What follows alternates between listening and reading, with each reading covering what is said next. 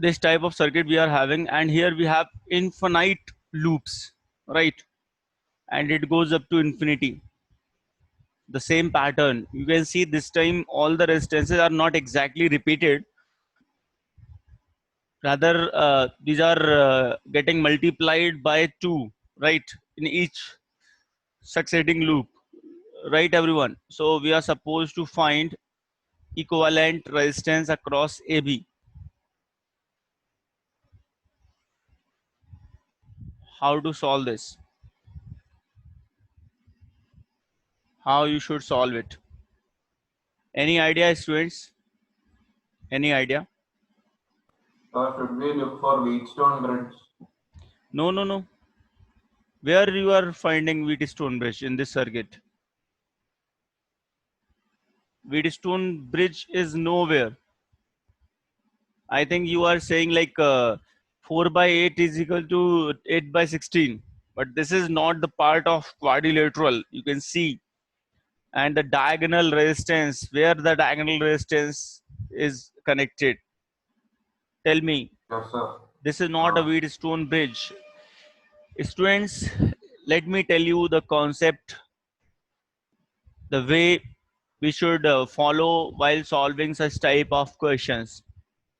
Students, there is one simple fact that if in any circuit, if suppose this is a circuit and we have suppose few resistances 2 ohm, 4 ohm, and let's say 6 ohm, right? This is very simple circuit, let's say, and the equivalent in this case will come out as I think 4.4 ohm, right?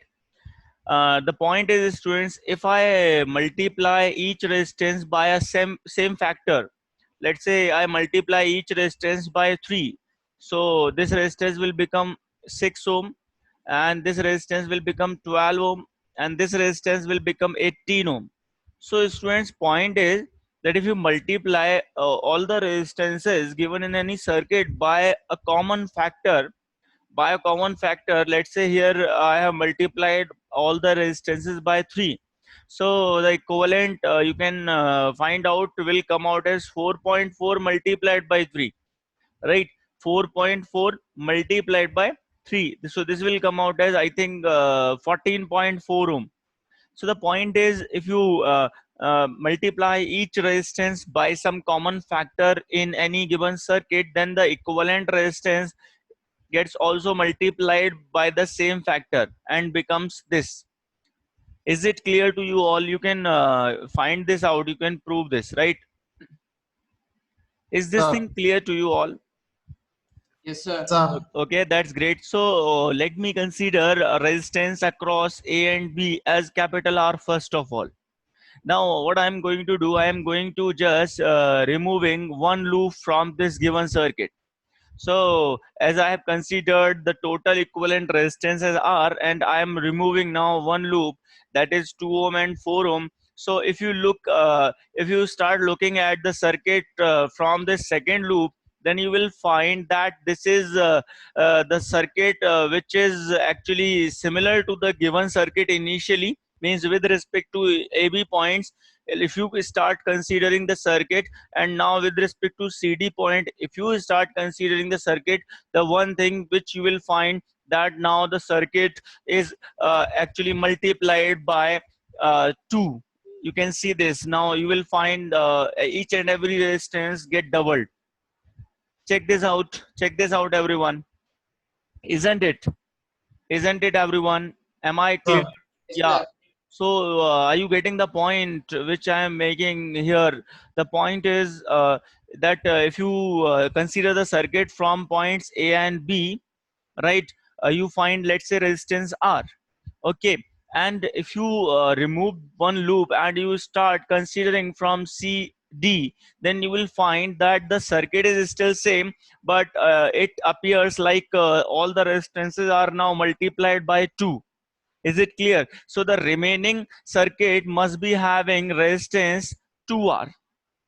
This is the key point. This is the crux. Tell me, you got it or not? Yes, sir.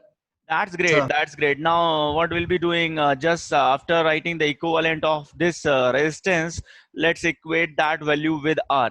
So the equivalent is coming out as 4 into 2 means 8R divided by 2R plus 4. This is in parallel and in series with this 2 ohm. So plus 2 equals what? R. This is the equation, right? Everyone check this out, and again you will be getting quadratic. Use quadratic formula, find out R. Here you will get the answer. I hope you all have got this, the way how you should solve, how it should be treated. Tell me fast. Clear? Got it, everyone? Got it, everyone? One doubt. Yeah. Sir, we assume the whole system to be equivalent R, right? Yes. Then if we take a part, then how can we get 2R? If we We eliminated one loop and took the remaining resistance, right? Yeah. So, can you explain why did you Sure, take it sure, as 2R sure. also? First of all, I took the complete resistance, equivalent resistance as R, right? Now just ignore one loop and let's draw the remaining part of the circuit. The circuit will appear like 4 ohm, 8 ohm, and then 8 ohm, then 16 ohm, then further 16 ohm, 32 ohm, and so on. Right, this is the circuit across CD, and the actual circuit was like AB. It started from 2 ohm, then 4 ohm, then uh, this is 4 ohm, and this is 8 ohm, right, everyone? Like this. Then 8 ohm and 16 ohm, and it goes up to infinity. So if you consider its equivalent as R, right? And now come to this circuit. Now try to compare these two circuits. Just consider like these are two different circuits, right? And try to compare these two circuits. So you will get like this circuit is completely multiplied by 2 value. Then we are getting this circuit, all the Yes, resistances sir. in this circuit. Yeah, so this is the point. When you multiply each resistance by some common factor in any circuit, then the equivalent resistance also gets multiplied by that same factor. Is it clear now? So if I'm considering here R resistance, so equivalent resistance across this CD will appear to R. Tell me. Understood, sir. That's great. Good. Let's solve one more problem. The problem is that, just a moment. What are the answers of homework questions? Okay, tell me the question. What was that? Kirti Vasan, tell me Sir, the question. Yes. finding that cube resistance across the cube in Okay, phase okay, okay, okay, diagram. okay, okay, okay. So what the answer you got? Tell me the answer first of all. Your answer. So for phase diagonal, I got 3R by 4. 3R/4. And Yeah, absolutely. and for that connected to the same side, I Yeah, got a 7R by 5. absolutely correct. What about others? Other students, did you try it or not? That homework part, that cube circuit, cubical circuit.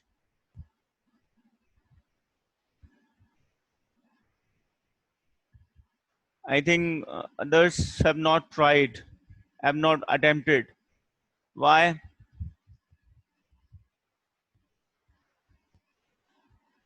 Listen, students, this is not expected from you at least, okay? Because you are, I'm just, uh, as per your response, I am saying this, that you are, you all seem quite responsible, right? So I don't expect this from you, everyone, just keep your energy, keep your right. All, don't repeat this. Just I would like to say this thing only, right? I don't want to say any other thing. Just I would say to you, don't don't repeat this thing, right? If you have not attempted, then attempt this today just after the class, and try to discuss over WhatsApp, right everyone. And you should always you are not supposed to compromise on this matter. Listen this thing carefully, right everyone. And this is least expected from you, right everyone. So uh, try to do it for next class, and we'll be discussing in next class. And Kirti Vasan, you have got the right answers. Great work, Kirti Vasan. Let's talk about one more problem. The another problem is like we are having a triangle. We are having a triangle, and this triangle is made up of some wire, and that wire is having some resistance. So wire is having, let me give some description about this. Wire is having resistance per unit length, resistance per unit length as, let's say, small r. And this triangle is of side a a, right everyone. Now this is suppose point A, and this is B. Now the question is, if we have another triangle made by joining the midpoints of each side of this triangle with the same wire, right? The wire is same, and we are uh, creating one more triangle within the bigger triangle by using the same wire, like this, by connecting midpoints. And again, students, by connecting midpoints of this second triangle, again I am making one more triangle. And then again, students, by connecting midpoints of this innermost triangle, I am making one more triangle, right everyone. And again, by connecting midpoints of this triangle, I am making one more triangle. And in this manner, infinite triangles are made. In this manner, infinite triangles are made. Clear? This is going up to infinite, right? So the dimensions will be becoming very small, right? But we are considering infinite triangles. Now the question is, find out equivalent resistance across AB. Across AB, find out equivalent resistance. Are you getting the question, everyone? Yes, sir. Okay. All triangles are made by joining midpoints, right? Midpoints of sides.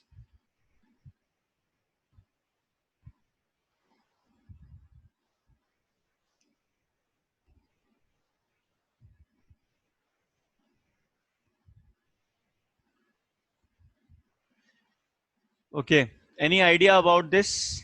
How to solve this? If you are getting no idea, no issue, no issue. First of all, guys, let me tell you. Let me give the hint. First of all, or firstly, you tell me if you are getting any hint, if you are getting any idea about this, how to create the approach. You tell me first of all.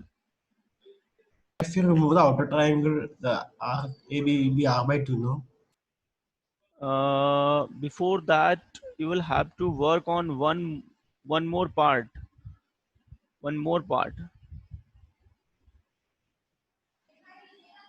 Then only you will. Yes, it is true that if I consider by taking the first triangle, the biggest triangle, uh, and I consider a resistance across AB as R, then for the next triangle, the resistance will be R by 2. Yeah, but you will have to think it in some different way, because you have one more point in this that you are missing right now, and that is the point of symmetry. Let me tell you this thing.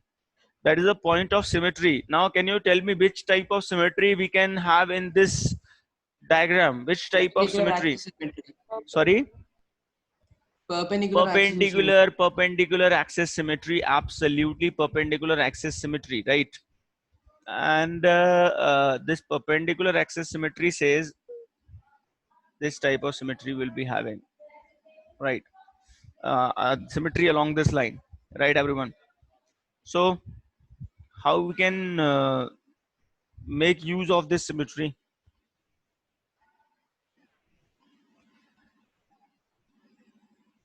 Students, there is one more point also with respect to perpendicular axis of symmetry. There is one more point also that if I consider like current flowing in this wire is I, suppose it is I. So with respect to perpendicular axis of symmetry, current forms mirror image. The value of current forms mirror image, means if in this part you are getting value of current as I, then with respect to this perpendicular symmetry in this part you will also be getting the value as I. This is the point, right? Like in this, if you are having I1, then through this you will be having I1 also. So the point is, again, let me clearly mention this thing, that in the case of perpendicular symmetry also you can remove the junction, means all the junctions can be detached. All the junctions all the junctions can be detached, lying on the lying on perpendicular axis of symmetry. Perpendicular axis of symmetry, right? So let's do it now. Students, I can redraw the diagram like this is the triangle, bigger triangle, and inside this we are having like this, and then we are having like this triangle, then like this. Are you getting the point? All the junctions are detached. Now the point is, suppose this is AB, right? Now the point is, if I consider total resistance across AB as R, if I consider total resistance across AB as R, then can you tell me total resistance across CD? R By by 2. 2. R by 2.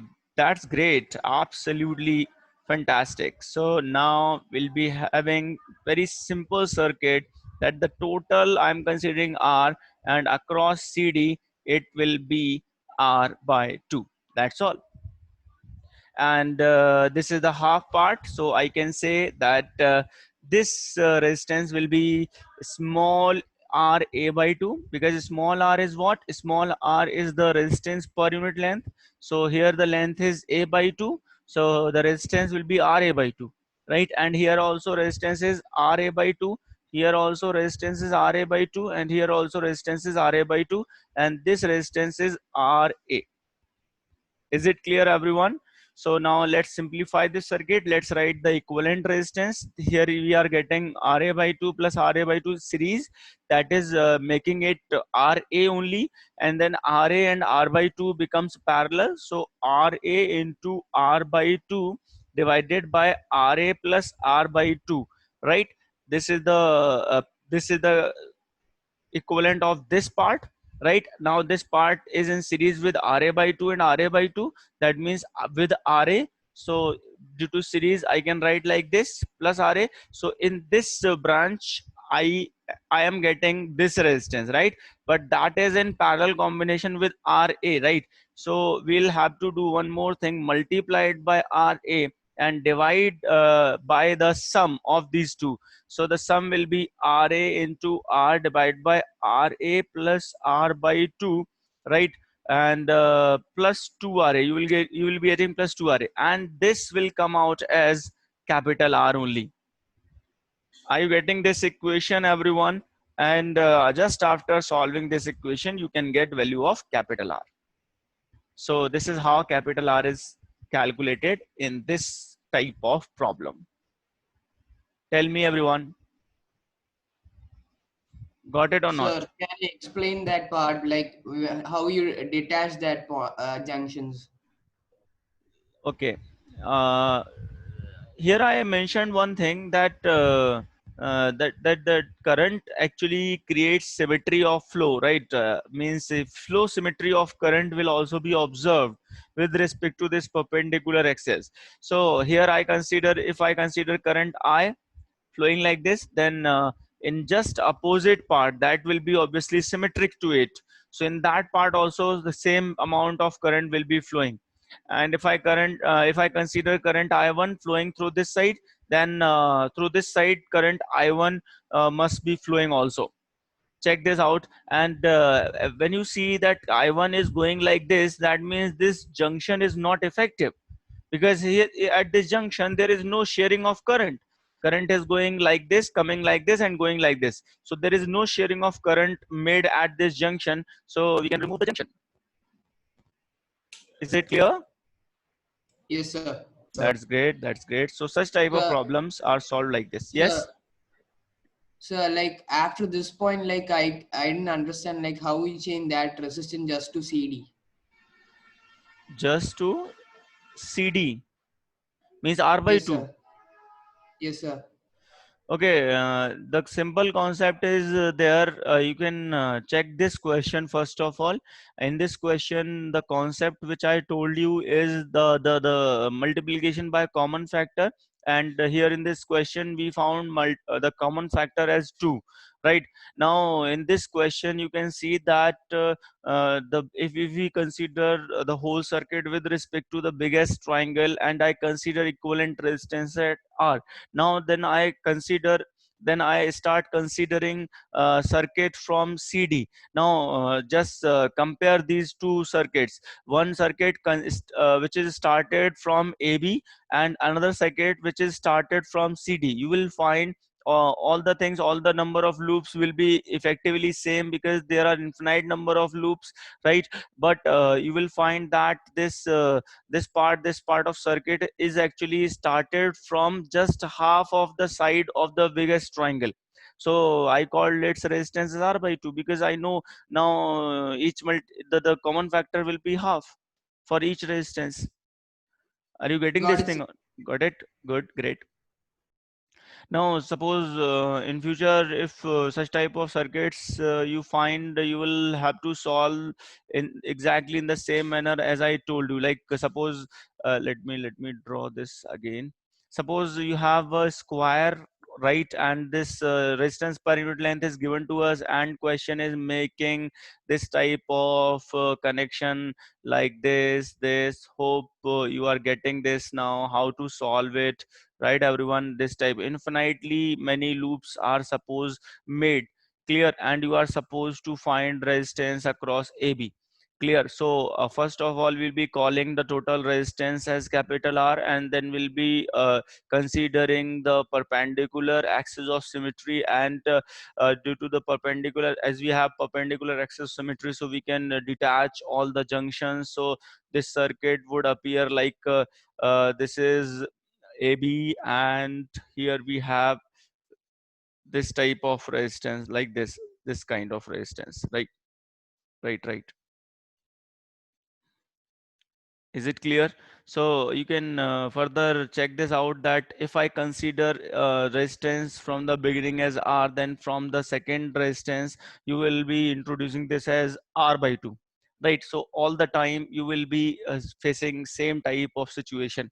See, so the concept is, after this discussion, you might be getting this thing, that this is the concept. All these profiles are based on this simple concept, that is the multiplication by a common factor.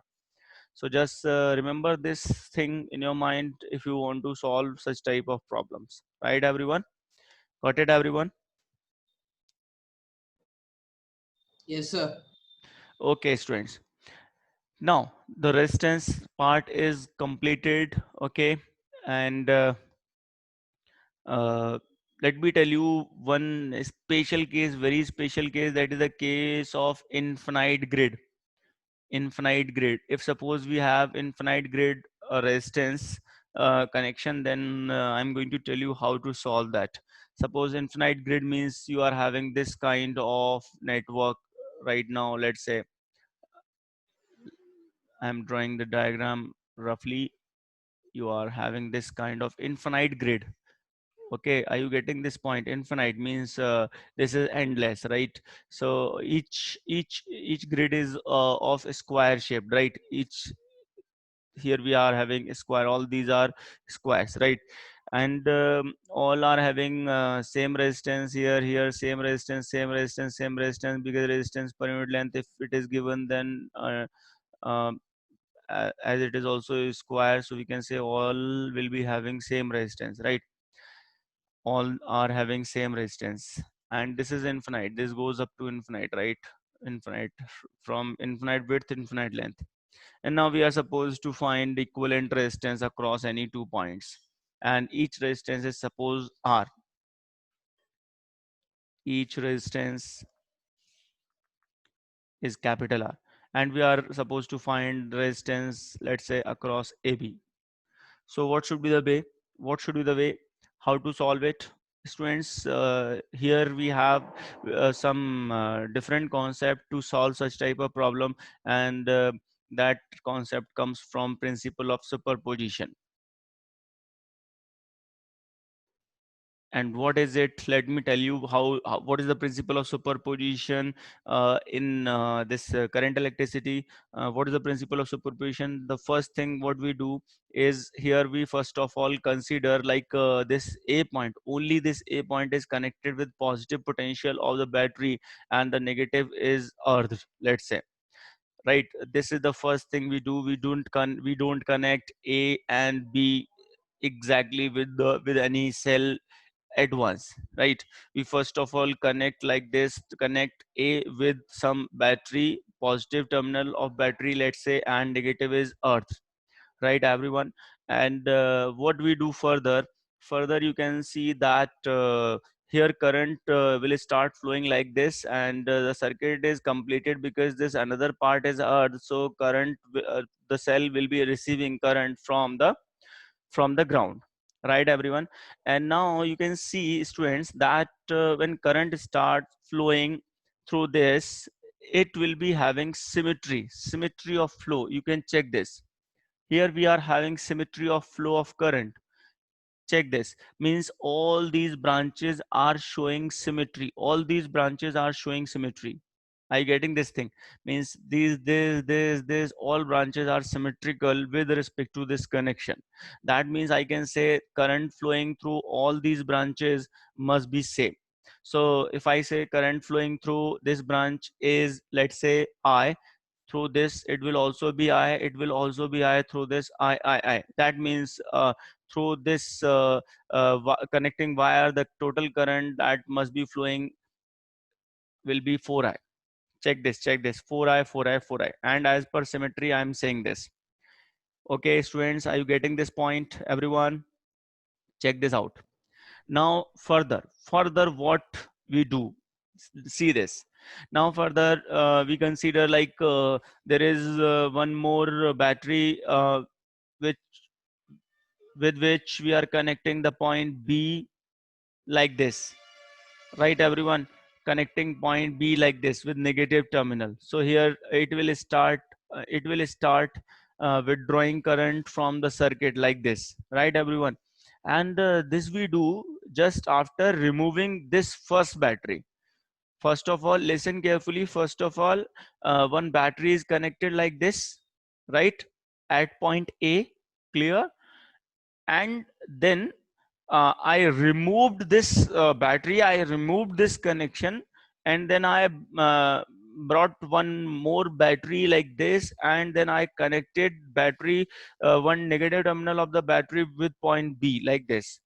So again, while considering, let me tell you this thing, while considering now current flowing through B, you need not to consider any connection at point A. Now we are going to consider fresh connection at B, okay? And no other point is connected with no other terminal of any battery, right? So here in the same manner as we introduce the current in the circuit, in the same manner current will be withdrawn from this circuit, and that will be 4I. And that will be appearing in each part of these four resistances which are connected to this B point directly as I and I. Are you getting this thing? So first of all, what do? We connect one terminal of battery across one point, and then we remove that, and we connect again another terminal of, let's say, same battery with another point across which equivalent resistance is required, right everyone? So this will be the case. Now students, as per principle of superposition, this you will learn in higher classes in detail. But let me tell you the way directly here. Principle of superposition says we can superimpose these two potential difference and we can superimpose all the currents flowing in the circuit, right? So if I connect here like this, if I consider a battery like this, right? Total potential difference V, then the current will get superimposed, right? I'm not having idea about all other currents, but I am having idea about this current flowing through this resistance, that will be obviously 2I. Check this. This is what principle of superposition says. First of all, divide distribute current by taking both the points individually, separately, and then superimpose both the points, right, everyone? And now apply Ohm's law or Kirchhoff's law in this loop only. Which loop? Loop containing cell and AB resistance only. Now apply Kirchhoff's second law, KVL, in this loop only. So let's start from this V. If I go in clockwise sense, let's say, so plus V will appear and here minus 2IR will appear. R is the resistance in each branch and this is equal to 0, so I am having V equals to 2IR.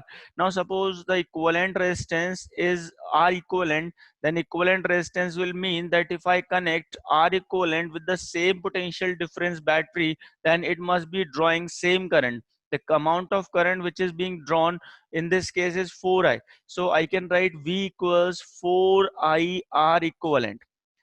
This is as per Ohm's law. Let's equate these two. So by equating these two, we'll be getting 2IR equals 4IR equivalent. So I is getting cancelled out and here R equivalent will come out as R by 2. So this is the answer to this problem. Students, don't get confused with this. You will learn this principle of superposition in detail in higher classes, but let me tell you the way directly we are approaching by using this method in this problem. Directly we are approaching towards the answer, and let me repeat this once more. Here we connect first of all one point with some positive terminal of battery and then we distribute current by using the concept of symmetry. So here you find 4 wires and all are symmetric. So let's write in all these wires current as I. So total current which is introduced becomes 4I. So here just show 4I. Then again come to the another point B and repeat the step like we did with A point. Repeat the step in exactly same manner. So you will be getting 4I now and current which will be now withdrawn. Clear? And now then we superimpose both the both the connections, so we get across AB, this resistance across AB, we get twice I current. These currents are superimposed, right? This is the principle of superposition you will learn in higher classes, right? So 2I will be obtained and here we have loop, apply Kirchhoff's voltage law, and then we have Ohm's law. If I replace the whole grid with R equivalent and then I write Ohm's law, I get like this. Then I equate these two and I get R equivalent as R by 2. Is it clear, everyone? Tell me fast. Clear? Yes, Clear? sir. Okay. Yes, sir. Now that's good. That's good. Now I am giving you one problem and try to solve it. I'm giving you problem to solve. Suppose this time the grid we are having is of this shape. This is the grid we are having right now. And in each branch, the current is same. This is again, students, infinite grid, right? Infinite grid. Let's not draw it more. Let's leave it, right? This is infinite grid, infinite hexagonal grid, we can say, right? Infinite grid. Now question is asking you to find equivalent resistance across AB. RAB is required and each resistance, each branch is of resistance capital R, let's say. Okay, try to solve it by using the same concept as I just explained. Try to solve it.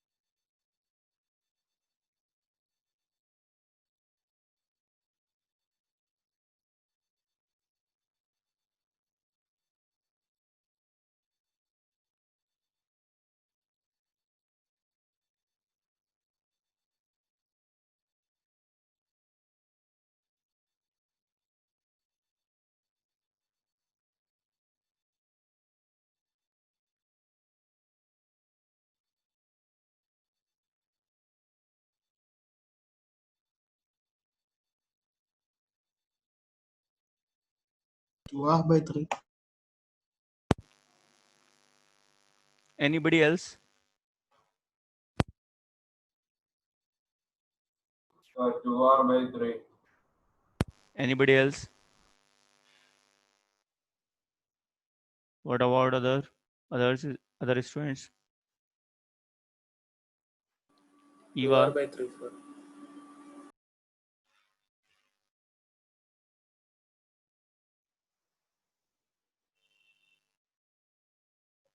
everyone give So me the 2R answer. by 3. 2R by 3. Everyone is getting 2R by 3. Okay, okay.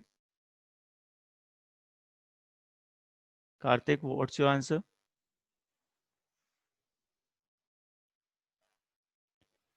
2R by 3.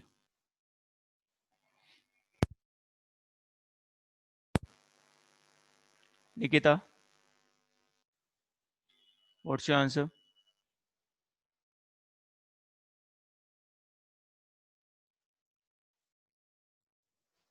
Tarun, Vishnu.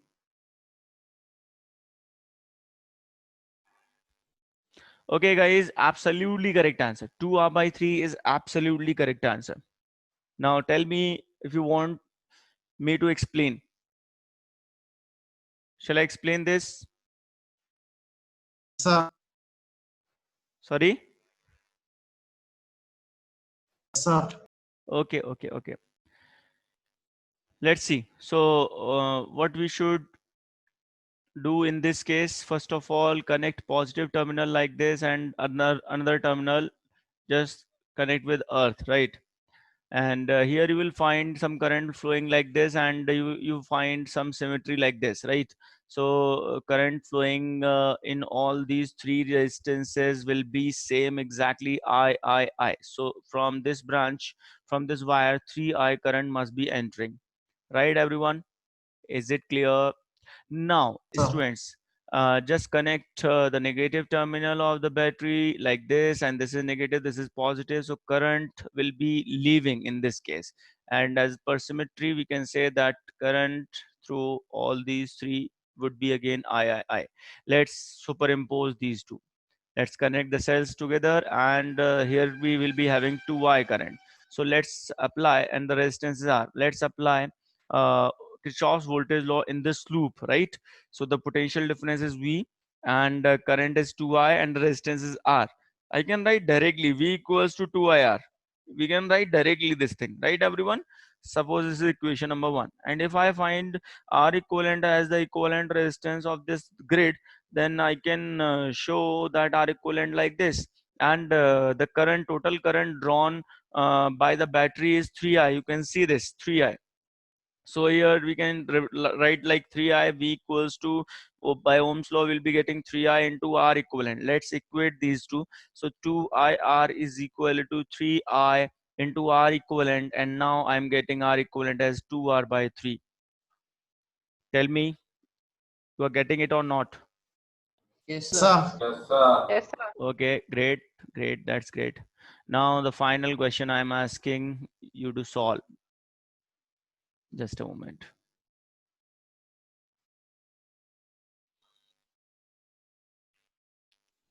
I'm trying to make one grid, and that is infinite, right? Let me make it.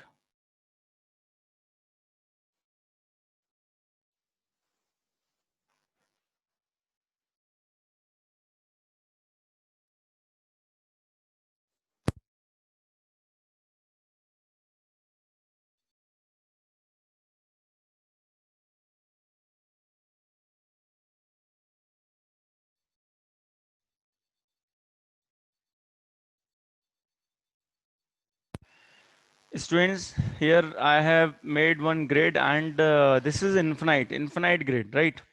Infinite grid means this will be, you will find this up to infinite length and infinite width. And now you are supposed to find R equivalent across, let's say, A and B. No, here we don't have symmetry. Sorry. Symmetry is not there. No. Let me make some change in this. Here we don't have symmetry. So symmetry will appear. Just a moment, students.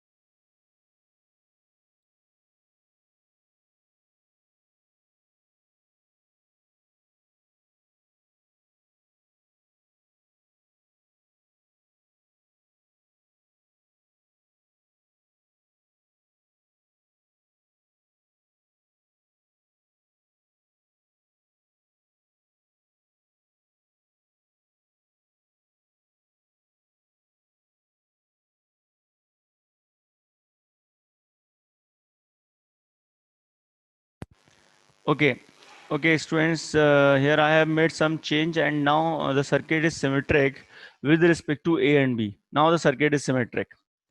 All branches, all branches are having resistance capital R.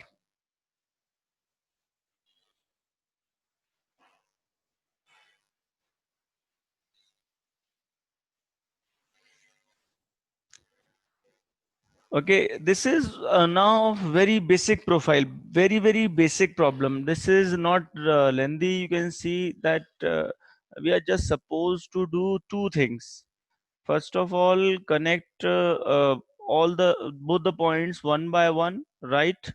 Like A is connected first of all, so current will get divided in 1, 2, 3, 4, 5, 6, 7, 8 parts, right? And that will be symmetric, like this, like this, like this, like this, like this. So 8I current must be entering, and here also if I connect it, so that will receive current from 8 parts, symmetric, sorry, like this, like this, like this. So 8I current will be drawn like this.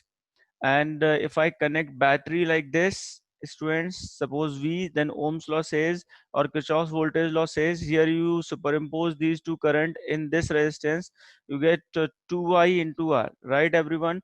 Now you get same steps again repeated, right? 2I into R, and now just replace the circuit by equivalent, then you will be writing this as 8I into R equivalent. Are you getting this thing? So just write these two equations, equate these two, and you will be getting R equivalent as R by 4. Tell me, students, is it clear or not? Yes, sir. Yes, sir. Yes, sir. Okay, that's great. So now let's come to another profile. This is completed. Now let's come to another profile. Students, for board point of view, I am going to tell you one thing about a mixed combination of cells. Mixed combination of identical cells. This I am telling you for board point of view, right? Subjective part. So let's do it. We are having, suppose, an array of some number of cells. Let's say all the cells are identical. Let's say n number of cells are connected in series. Here I'm completing this thing quickly. Here this is ER up to n times. So this is containing n number of cells, right? And this is how we represent any real cell, like this. And now let's make one more branch which is in parallel with it, exactly same branch, right? ER, and this is also containing n number of cells, ER, right? Now students, this is suppose further considered up to m such arrangements, right? and m such arrangements are in parallel. Clear? So finally, let me draw like this the final arrangement ER ER, and this is connected with this, let's say ER. Okay, and this is connected with some resistance capital R. So students, here we are supposed to find total effective current flowing through this capital R resistance. Means we are supposed to first of all find equivalent EMF, then equivalent internal resistance, then total current. So I can write first of all EMF in each branch, equivalent EMF in each branch. That is, let's say E dash, and that will be, we know that in series combination, here we have a series combination of n cells, so we get E plus E plus E up to n times, so it becomes NE. And internal resistance,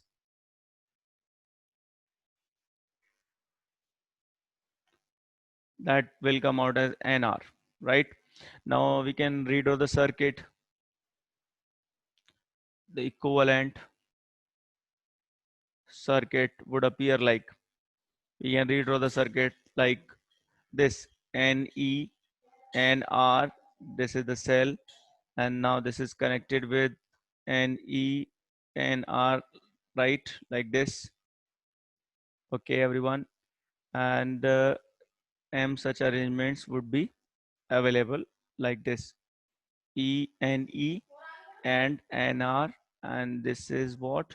One more cell, and this is further connected across external resistance capital R.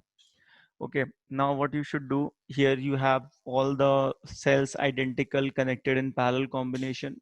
So how you should write equivalent EMF now? We know that if it is a case of identical cells in parallel combination, then we have exactly same EMF, equivalent EMF as the EMF of any cell, right?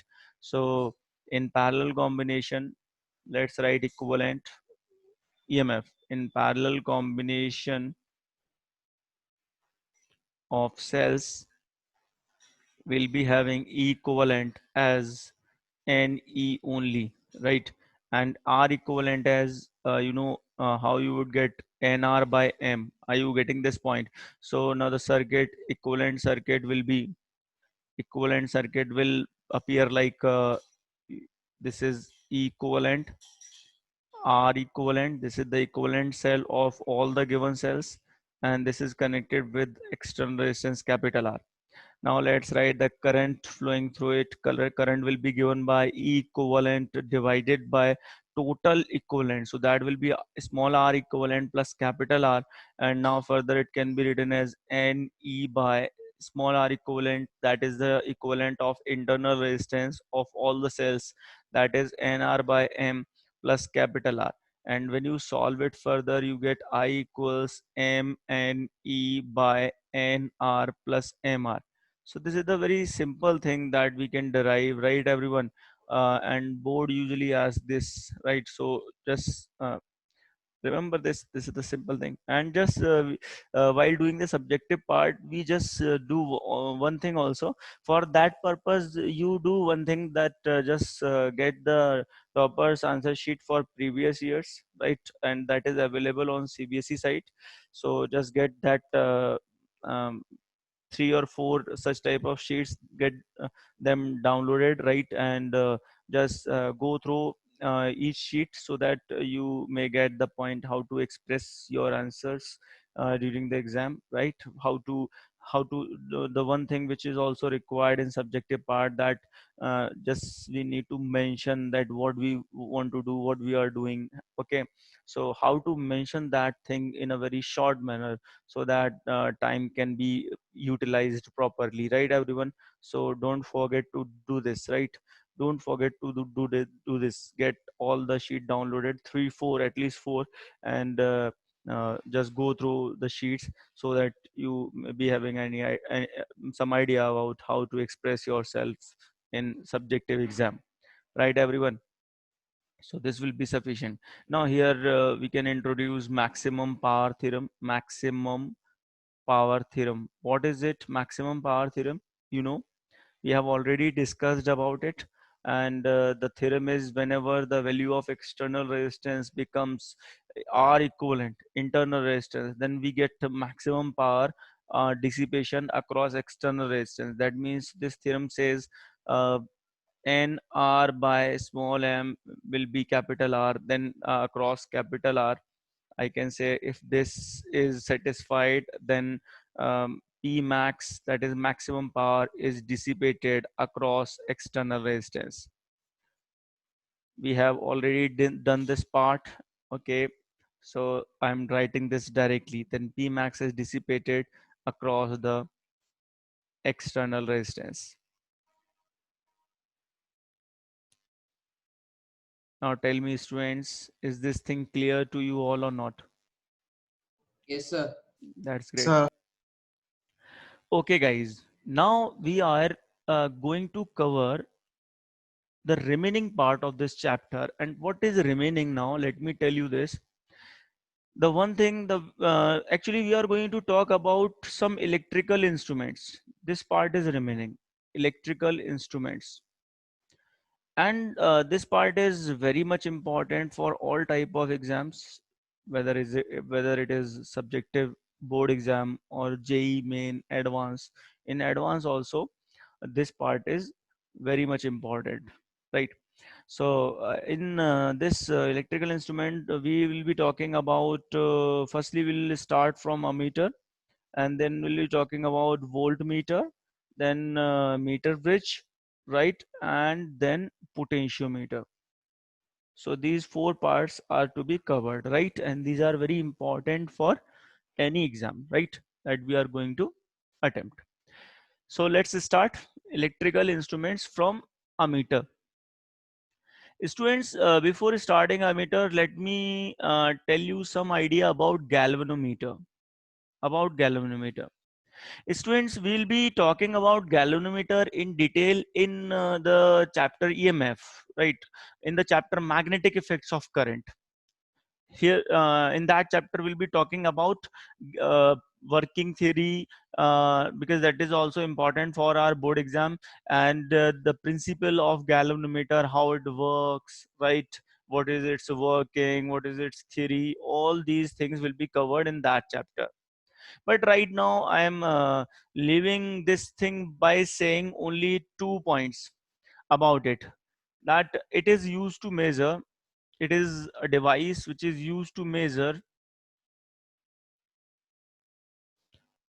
current, electric current obviously, flowing through it.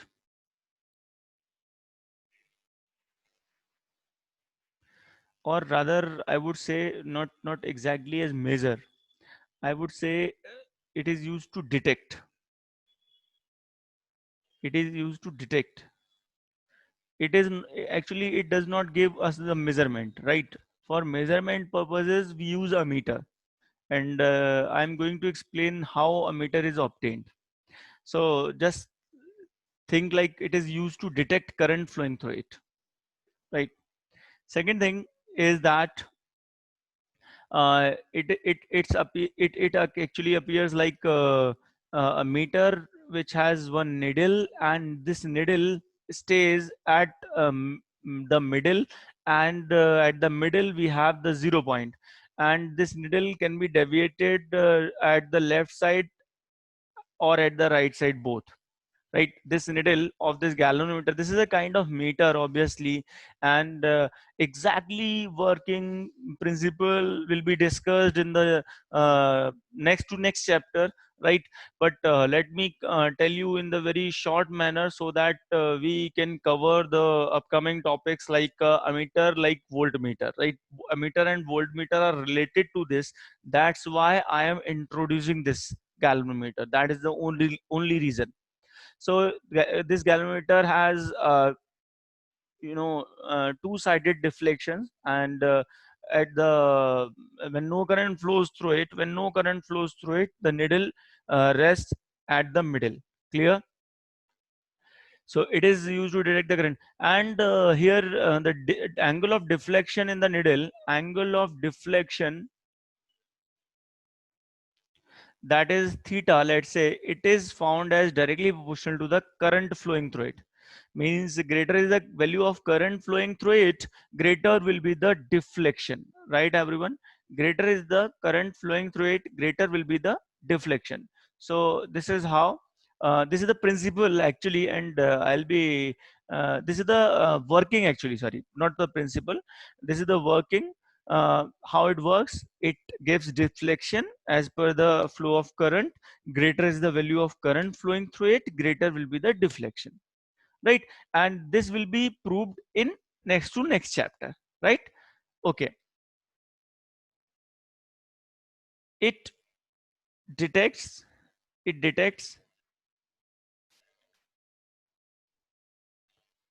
very small value of current. Means this is a kind of device which is highly sensitive. Means highly sensitive. You know about sensitive? What is sensitiveness? For small input, if we get large output, then we say that any device or any person is more sensitive, right? For a small input, if we are getting large output, means large reaction. For person, we would say like reaction. If any person reacts more, then that means that person is highly sensitive, right? So for a small input, so input is current and the output is deflection. So for a very small value of current, it gives large deflection. So this is highly sensitive, right? And it has a very small, it has a very small current range. It has a very small current range. What does it mean? It means that generally it is of the order of microamperes, of the order of microampere, but it will be the choice of question. What question says, we need to just follow it. But this, it has a very small current range. Means when a very small current is passed, very small current, then it measures, then it gives the reading. But if suppose we increase the value, we increase the magnitude of current, it gets damaged. It gets damaged. Means this is used only to measure very small values of current. So these are few things which we just need to know right now if we want to understand exactly the galvanometer and ammeter which we are going to cover today. Clear? So this is very important thing. This is very essential, right? And I just told you galvanometer, few things about galvanometer, and what are these. The first thing is it is used to detect current flowing through it. Okay, whenever some current flows through it, it detects, means it just tells us that current is flowing or not.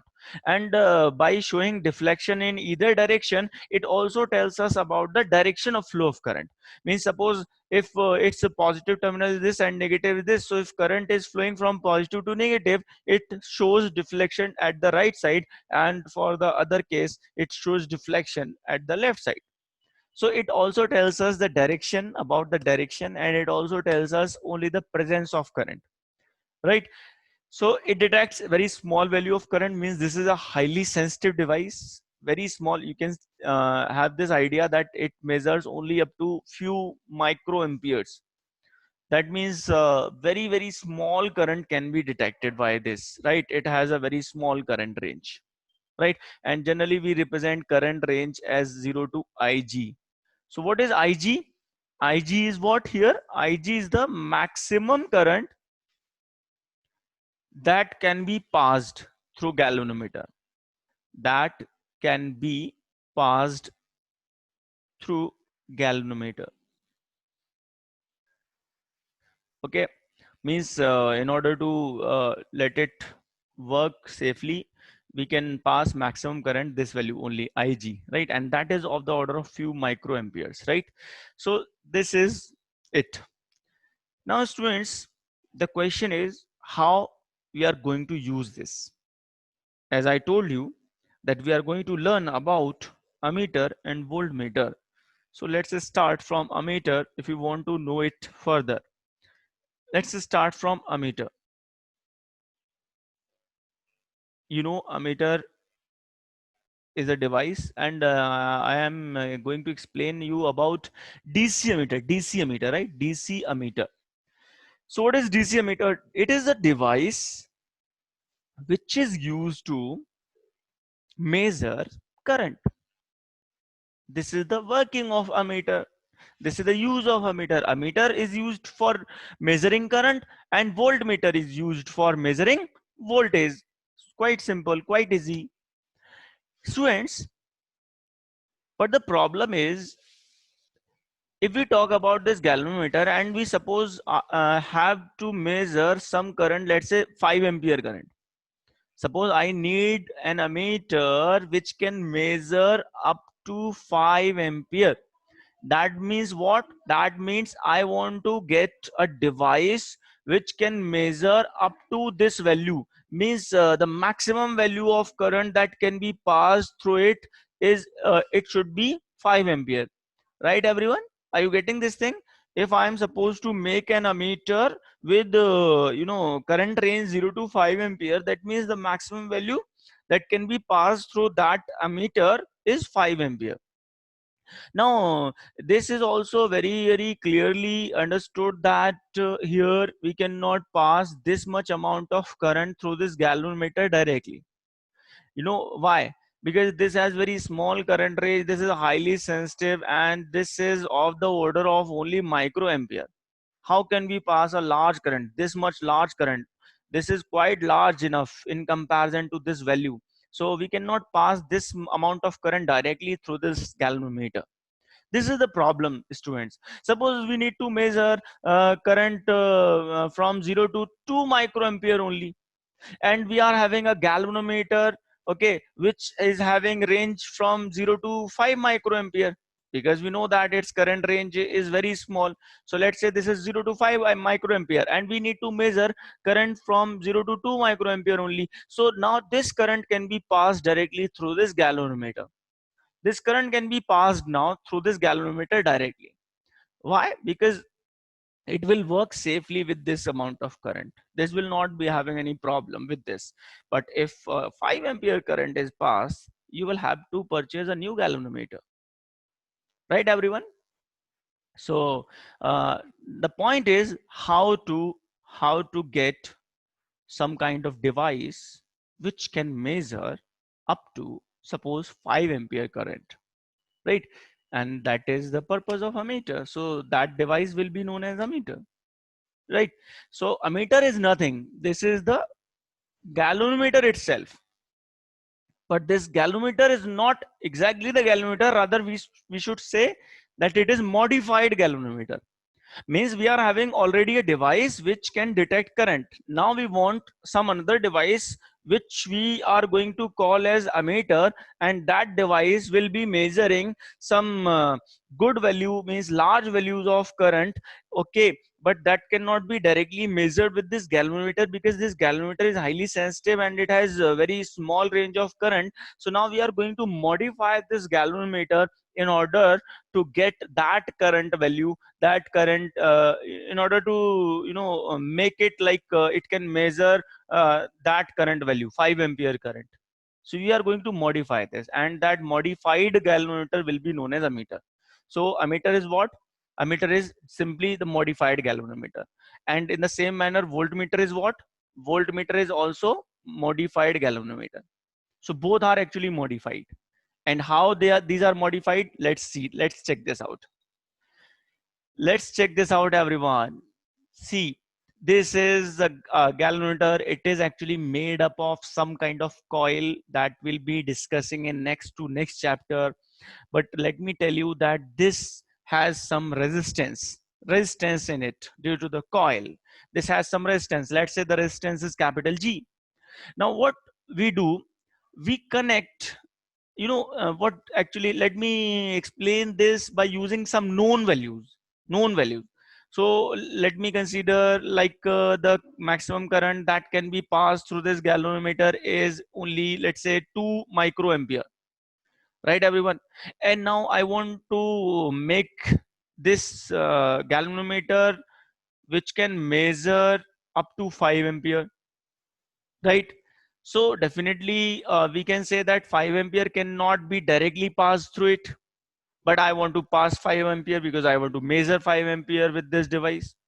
So in order to uh, make sure that this galvanometer works properly, safely, will have to, this is very logical point guys, this is the modification part also, we'll have to connect one very small resistance in parallel with it. This resistance is, let's say, S. What we are doing and why we are doing this, we are just connecting one very small resistance, this is very small resistance, in parallel with this galvanometer. Why we are doing this? The question is why we are doing this, why a very small resistance is connected in parallel. This small resistance is connected in parallel with this galvanometer so that when this large amount of current is passed through it, then maximum amount of current, which will be definitely equal to, let me tell you how much, which will be 5 minus 2 micro. This will be the quite large value if it is compared with 2 micro. This amount of current may pass through this very small resistance wire, and the remaining, what will be the remaining? The remaining 2 microampere may pass through galvanometer.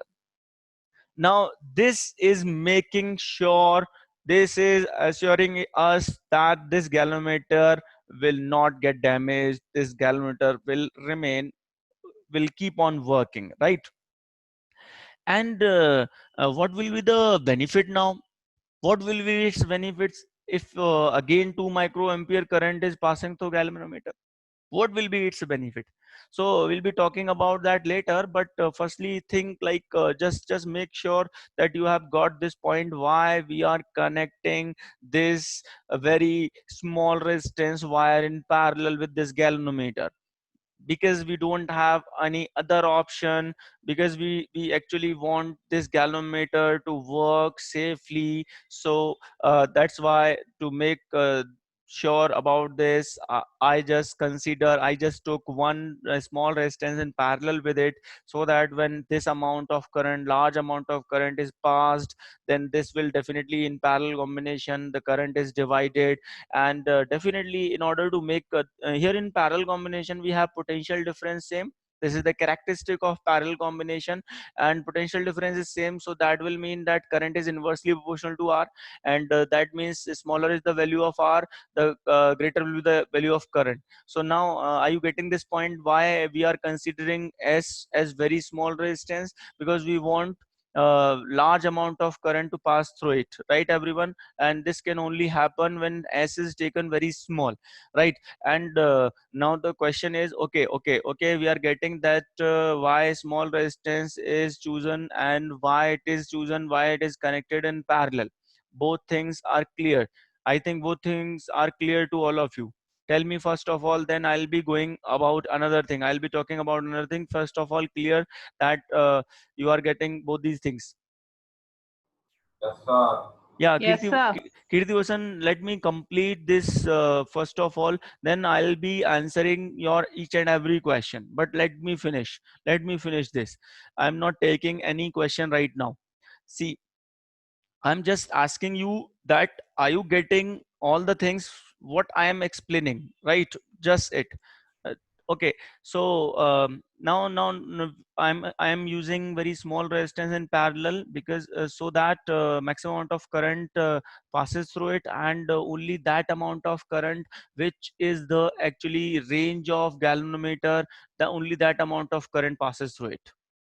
And now the question comes, how much value of this capital S we can take? That can be easily calculated, because we know this current, this resistance, and this resistance can be calculated by putting potential difference across both same. Means by just using I1 R1 equals I2 R2, we have I1, we have I2, we have R1, and R2 can be calculated. So what value should be connected in parallel, that can be calculated. But now let's come to the point, what will be its use if again 2 microampere current will keep on passing through galvanometer. Now here you will find it quite interesting. See what is happening. Let's close this thing in a box, right? Let's close this thing in a box, and this box is made like only we are now able to observe this galvanometer face. Only we are able to observe now the needle part in the galvanometer, right? Only we are able to observe needle part, and the rest part, the whole part, is now closed in a box, right? This is transparent, let's say, and we are able to observe it. Now what will happen is, students, see this, as soon as you will pass 5 ampere current through it, and here current will get divided, but now we don't know, this is closed, because this is closed, this is, you know, now hidden, right? Now we are only observing the needle. Now what will happen, as soon as you pass some current through it, 5 ampere current through it, this needle will start showing, or will start giving full deflection. Tell me, is it clear or not? This needle will start showing full deflection as soon as you pass 5 ampere current through it. Why full deflection? Because you can see now, and go inside the chamber, go inside the box, and see that on passing 5 ampere current through it, only 2 microampere current is passing through this galvanometer, which is the range, which is the maximum value for this galvanometer. So definitely when you pass maximum value of current for any galvanometer through it, then you will get maximum deflection by the galvanometer. Are you getting this thing, everyone? So that means if when this 5 ampere current is passed, then this galvanometer gives full deflection. That will actually show you, it will be apparently uh, it will be apparently seen on passing 5 ampere, it is showing full deflection. That means it is now measuring, it is now it has become an ammeter. We can call it ammeter if it is measuring current, if it is used to measure current, right? If it is used to measure voltage, it is called as voltmeter. Okay, let's keep both the terms aside, ammeter and voltmeter. Let's focus on how current is measured, then we'll be calling it by name later, right? But let's focus on its working. So when 5 ampere current passes through it, it gives full deflection. That means now this, apparently, see this, students, apparently it would be called like this has become some kind of device which has current range of 5 ampere. Are you getting this thing? Because now on passing 5 ampere through it, it is giving full deflection. But actually what goes on inside the chamber, you see this, you can you can refer this diagram. Are you getting this thing? So the point is, let me tell you the final point. The point, by making an ammeter from a galvanometer, is just only that we want to increase the range of galvanometer, the current range of galvanometer. That was the problem initially. The current range of galvanometer is very small, and we actually some large value of current range device is required, right? So we made some changes like this, you can see this, and now on passing large value of current, galvanometer is showing full deflection. That will apparently show us that now this galvanometer has become of this current range. This galvanometer, this device, is now of this current range, means up it can measure up to 5 ampere. Now we'll start calling it as ammeter. Now tell me if you get it or not. Now tell me if you get it or not. Yes, sir. Here, Yes, sir. here I explained 3 things, guys. 3 things. Just forget the rest. Just focus on 3 things. The first thing, why some another resistance S is connected in parallel. one thing. Second thing, why it is very low resistance. And the third thing, what should be its value. I just explained you three things. Why in parallel? Because this is a very simple sense. Because if you want to get, if you want to, use this galvanometer safely, then you will have to make sure that current passes only up to 2 ampere, 2 microampere through it. And in order to do this, we connect some very small resistance with parallel with it, so that a large amount of current passes through it. And how to find its value?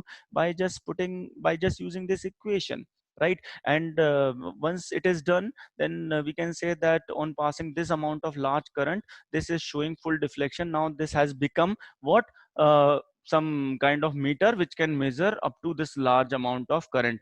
And if you want to increase the range further, suppose if you want to increase this range 10 ampere, that will mean that now we want to make one more ammeter with this range of current, right? So for that purpose, we'll have to further decrease this value of S, right? Right, again the concept is same. So again and again you will be asked to convert any galvanometer into ammeter, right? That means you will be asked to convert to change the range of galvanometer. And what we do further, we just mark the lowest point as 0 and the final point, or we can mark this thing in middle, lowest point as 0 and final point as 5 ampere, and we can calibrate the scale, right? And we know that theta is directly proportional to current, so there will be no problem. In same ratio we can calibrate the scale, and now it will be able to show us the reading from 0 to 5 ampere. But actually what goes on when you pass some large amount of current through this modified galvanometer never accepts the value greater than its range, which is actually very small. But we have manipulated it, we have modified it in such a manner so that if it is seen from outside, then it appears like it is showing exactly current reading up to 5 ampere.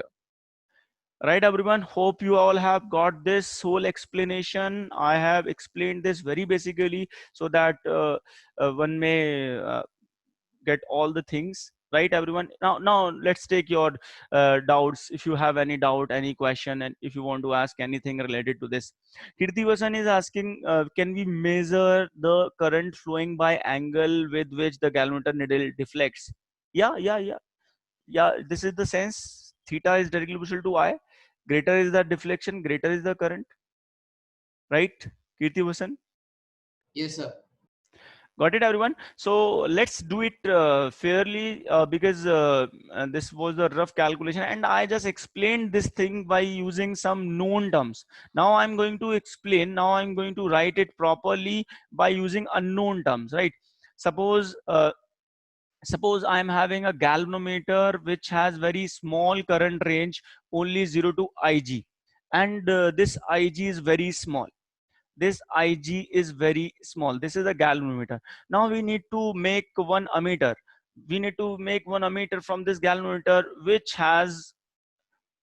has current range 0 to I. 0 to I current range. Right, everyone? So what should be done? We just connect a galvanometer with a very small resistance in parallel. This S is very small resistance, and this can also be justified by calculating. And listen, everyone, this is small. This is small resistance, yes, and this is also called as shunt. Don't forget this, shunt, right? Shunt. So whenever it is mentioned like shunt means some small resistance which is in parallel resistance, right? Parallel and small resistance is shunt, right? So whenever it is mentioned that a shunt is connected, so just connect in parallel. Now we want to convert this in meter of quite good range. Then we do such type of arrangement, and this is closed in a box. And now on passing the maximum current of like 5 ampere, which we were considering in the last explanation. So like exactly like 5 ampere, here we have capital I. So now the maximum value of current that we want to measure is capital I, but it can measure only up to Ig. So let's arrange S in such a way so that when maximum current capital I is passed, only Ig passes through it, and the remaining current I minus Ig passes through S. Check this out, and now we have value of I, value of Ig, value of G. So let's equate the potential difference. So we'll be getting Ig into G equals I minus Ig into S. So here value of S will come out as Ig into G divided by I minus Ig. Okay, students, sometimes Ig, you find Ig as very smaller than I. In that case also, in that case you can write Ig by capital I into G, simply like this. It is seen that by taking this approximation we get some answers for some problems. So don't forget, if you are not getting exact answer by using this formula, so just go through this approximation. Let me tell you one more thing. If suppose the new ammeter which is to be obtained is actually n times, is having n times the current range of galvanometer, then I can write like this. You can see this. We were having galvanometer which has current Ig range, right? And now it is to be modified in some ammeter which can measure current I. So let's say the ratio is n. Okay, then in that case the shunt value can be written as G by n minus 1. Check this out. We can remember in this form also, right everyone? We can remember this thing in this form. Tell me, are you getting this thing or not? Yes, sir. Sir, Sir, Okay, great. Let's complete the voltmeter part quickly. Voltmeter. Let's complete the voltmeter part. Now this will be very easy. Obviously, a voltmeter, when we talk about voltmeter, then the voltage range will be given to us. Let's say this is 0 to 50 volt, right? Suppose we need 1 voltmeter. We need to get 1 voltmeter from the given galvanometer. Galvanometer is the basic device, right? You will learn about galvanometer in the magnetic effect of current chapter. But now we are going to get voltmeter from galvanometer, like we got ammeter from galvanometer. But definitely, as voltmeter is used to measure voltage, definitely here the range will be given in voltage, right? Potential difference. Here again, in order to get this thing clearly, I'm considering some known values, 0 to 50. Let's do it. Suppose this is the galvanometer. We know that this galvanometer is made up of some copper coil, and this is also having very small resistance, like a 20 ohm, 30 ohm, 50 ohm, like this. So we cannot apply the maximum. Always think about the maximum value of range, right? We cannot apply maximum voltage 50 volt with this galvanometer, because if it is done, then we'll be getting a very large value of current, obviously. Then that value will be 50 by 20 voltage by resistance, and that will come out as 2.5 ampere. This is again very large, because we know that galvanometer current range is very small, only in microamperes, right? So definitely it will damage the galvanometer. So we cannot do this. We cannot directly apply the voltage across this galvanometer, right everyone? So this cannot be done directly. So what should be done? What should be done? Students, it is obvious that we'll have to take care of galvanometer, right? Because this galvanometer is going to give us the deflection, give us the reading. So in order to do this, let us consider 50 volt is applied. In order to do this, we'll have to, yes, use this time some high resistance in series.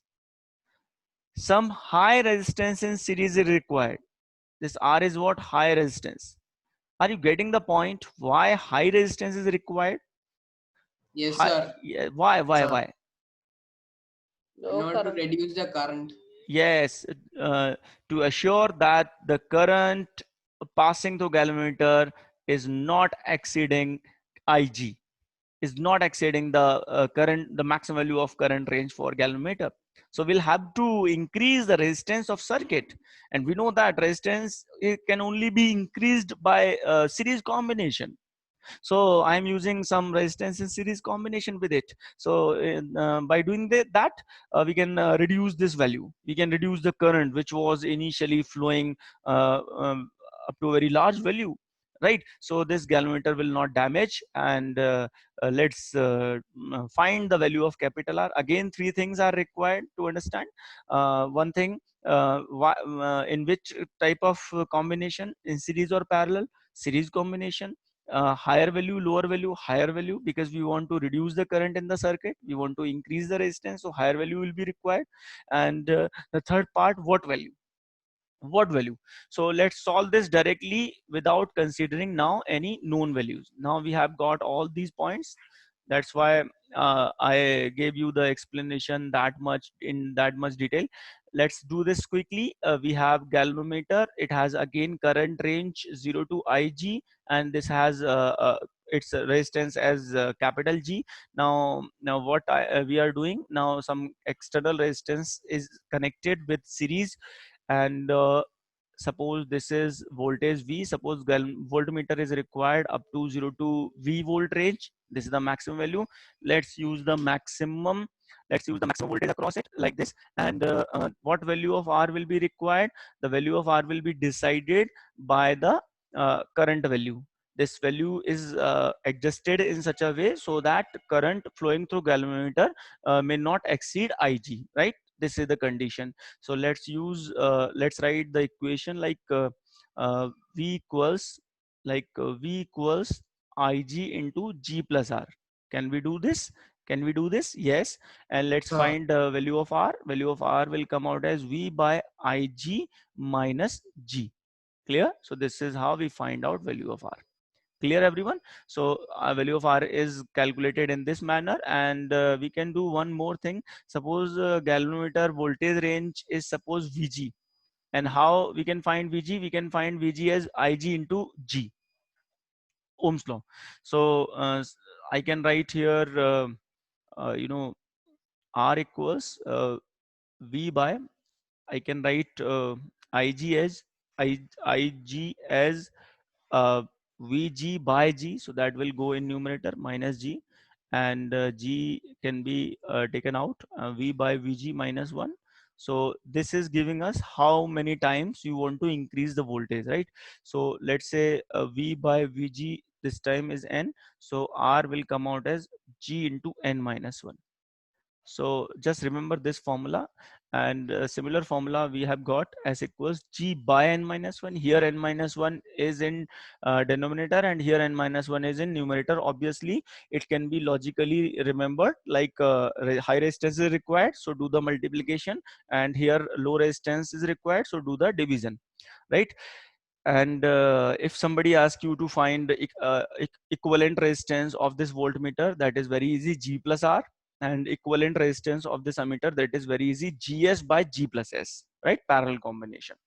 So guys, we have completed these two instruments today, and in next class we'll be talking about some problems related to these instruments, and we'll be seeing how these instruments are asked in our exam, right, everyone?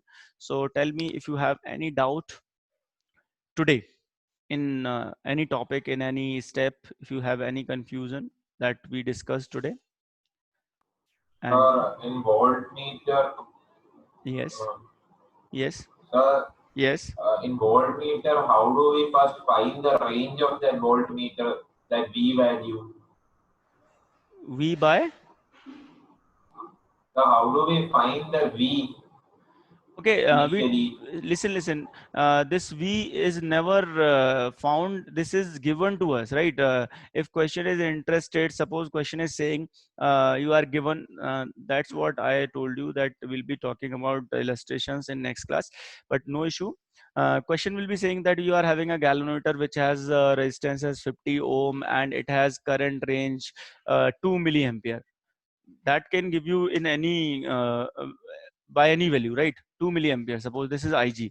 Now question is saying find out the resistance that will be required if you want to get 1 voltmeter of this range, 0 to 20 volt. So how to find, how to solve this? Very easy. R is what? V by Ig minus G. Is it clear? So V is what? 20 divided by Ig is what? 2 into 10 raised to minus 3, and G is what? 50. Right, everyone? Clear? So here you are getting something, whatever, you can solve this. So a question will give you this thing, that uh, the voltmeter which is actually required, that is of how much range. Clear? So this V value, and we will see certain profiles, certain problems related to this in next class. Okay, everyone? Yes, sir. Any doubt till now? Any confusion? No confusion? No, sir. Okay, that's great. Take the screenshot now. Sir.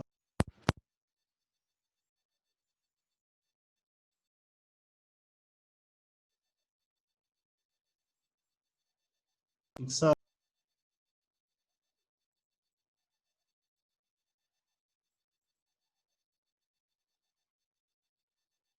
Look, sir.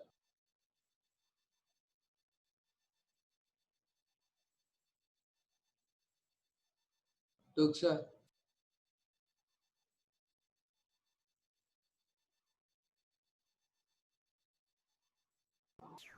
Yes, Sir. sir.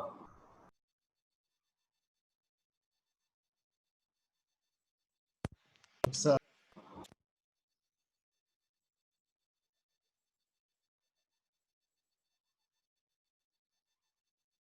Yes, sir.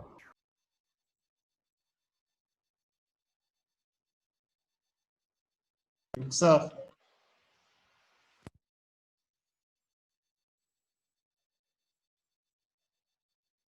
Look, sir.